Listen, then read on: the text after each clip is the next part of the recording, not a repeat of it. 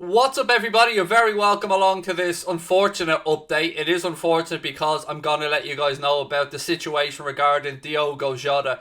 I'm sure a lot of Liverpool fans around the world have seen that this injury looks like it could be a little bit worse than we first feared. Now, I don't have all the information on it, but what I am going to do is take you through what we know so far. There's different reports coming out of different places, but one thing we know for certain is that Liverpool haven't yet sent Diogo Jota for that scan because they're waiting for the swelling to go down. So this all started, I suppose, by a couple of journalists posting stuff and then some stuff coming out of Portugal as well. Let's start with what Dominic King had to say about the situation. He said, Liverpool will continue to do tests over Diogo Jota's knee injury, but the club are anxious over the possible outcome.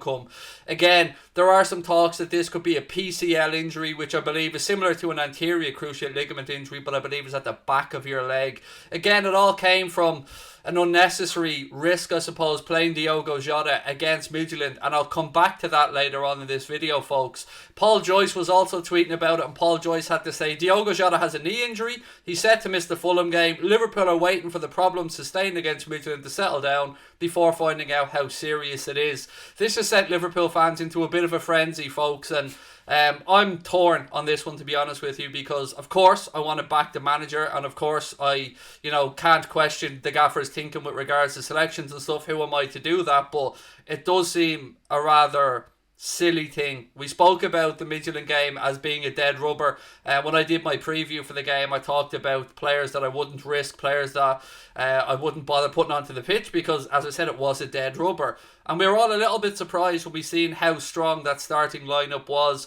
I was expecting the likes of Reece Williams, who of course did play, the likes of maybe Nico Williams at right back, Kostas Tsimikas, who did start at left back, but it was when we got up to the attacking players and seeing Diogo Jota, Mohamed Salah in that starting 11 that a few of us just thought, wow, this was an opportunity for the gaffer to rest some players. It's one of the reasons why we wanted to win the group and get the result we needed against Ajax to make sure that we topped the group and that it wasn't a must-win game against Midtjylland away. But for whatever reason, the manager chose to play Diogo Jota, and it looks like we've been hit with another injury, ladies and gents. And there's one more report coming out of Portugal that I just want to take you guys through as well, and it comes from Record, I believe, of the outlet over in Portugal. And they say Diogo Jota will be away from the pitch for 2 months.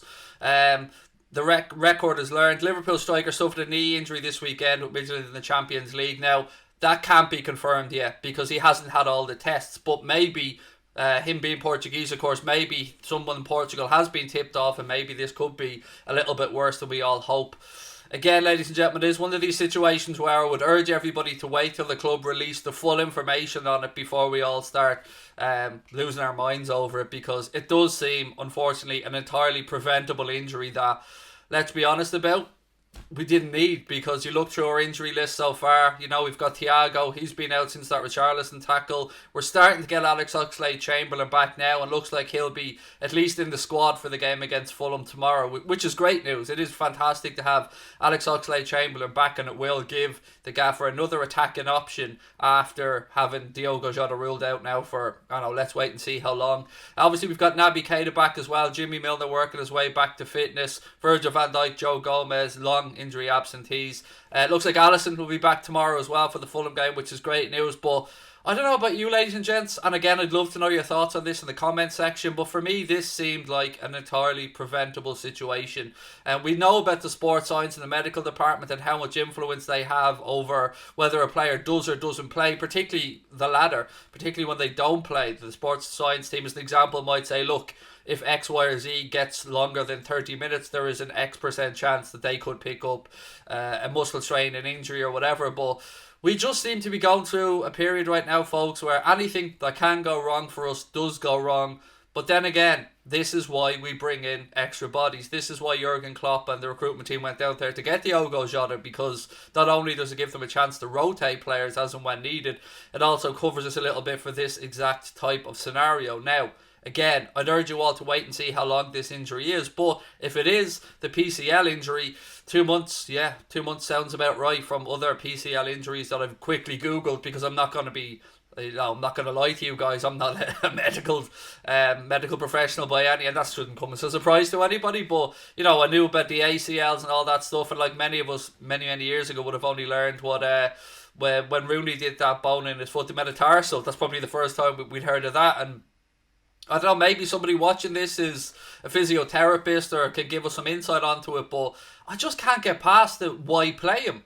Do you know what I mean? There was an opportunity there to play Divock, to play Takumi Minamino, to play, I don't know, who else. It doesn't really matter. We could have even changed the system and played a 4-4-2 there and put in extra midfielders, but I don't know. Look, I'm sure the manager is kicking himself as much as the rest of us, but what I will say is, until you get confirmation from the club, don't be too overly concerned about how long he's going to be out for. Take the club at the word. All we know at the minute is that he's going to be unavailable for the Fulham game. I would be guessing we can safely say he probably won't be available for the Spurs game at this point as well. And just a reminder, we will be covering that game tomorrow, the Liverpool game against Fulham, on the channel here, starting a coverage of 4 p.m. with thanks to our sponsors, Boyle Sports. So I hope that you guys can join us for that one as well.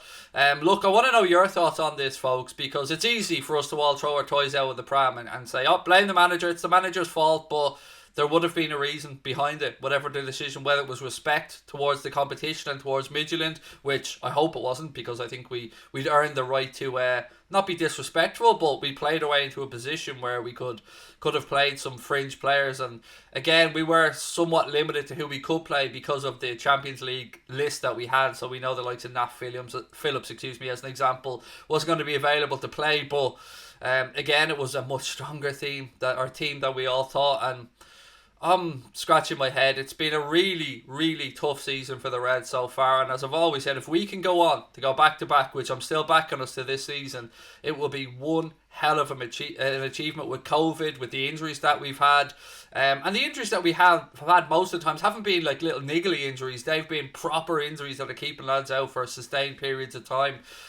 Only for Fabinho being the fantastic player that he is, we'd be absolutely screwed right now in the centre-back situation. But this is why, and I always say about players that Kloppo brings in, that they're versatile, they can play in numerous positions. This is where that versatility really has helped us out, with Fabinho being able to play centre-back and at right-back, and multiple players being able to play in different positions. So again, I want to know what you guys think on this one. Anyone out there that's a medical science professional, whether that be physiotherapist or a doctor around that could be able to fill us in, please feel free to let us know your thoughts on this one as well. But look, folks, all I can say is another game against Fulham coming up tomorrow. A massive game for the Reds. On paper, it looks like we should be able to go there and get the job done even without Diogo.